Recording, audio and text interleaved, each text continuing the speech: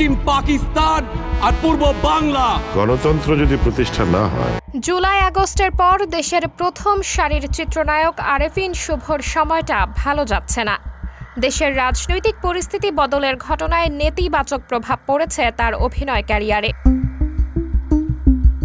মুজিব চলচ্চিত্রে বিনা পারিশ্রমিকে অভিনয়, হাসিনা সরকারের বরাদ্দকৃত সরকারি প্লট পাওয়া, জুলাই আন্দোলনে ছাত্রদের সমর্থন না করা, এসব কারণেই তিনি জনগণের রোষানলে পড়েছেন।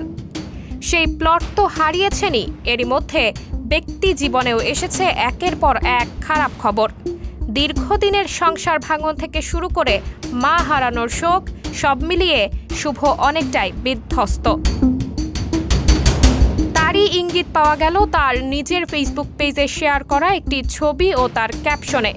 ছবিতে দেখা যাচ্ছে শুভ তার মায়ের কবরের সামনে অসহায় হয়ে দাঁড়িয়ে আছেন। ছবিটির ক্যাপশনে তিনি লিখেছেন, ডিসেম্বর মাস থেকেই হঠাৎ কাজের মধ্যেই মাথায় আসতো যে 24শে জানুয়ারি আবার ফিরে আসছে। সময় বড়ই স্বার্থপর।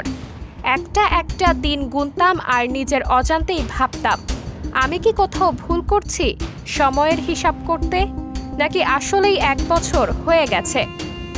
লক্ষ কোটি শব্দ লিখেও এই জীবনে কোনোদিন আমি বোঝাতে পারবো না আমার জন্য তুমি কি ছিলে এবং আছো।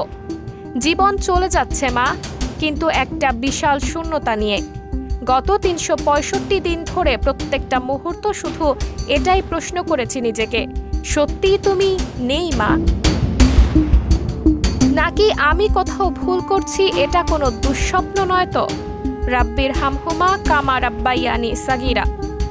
মাকে শুভ কতটা ভালোবাসতেন সে কথা তার ফেসবুক অনুসারীরা জানেন। মাকে হারিয়ে শুভর এই কষ্ট তারা অনুধাবন করতে পারবেন। প্রসঙ্গত, শুভর নতুন কাজের খবর নেই দীর্ঘদিন হয়ে গেল, এমনকি মুক্তি আটকে আছে তার সিনেমা নূরেরও। সাবরিনা জলিল, সবার কথা।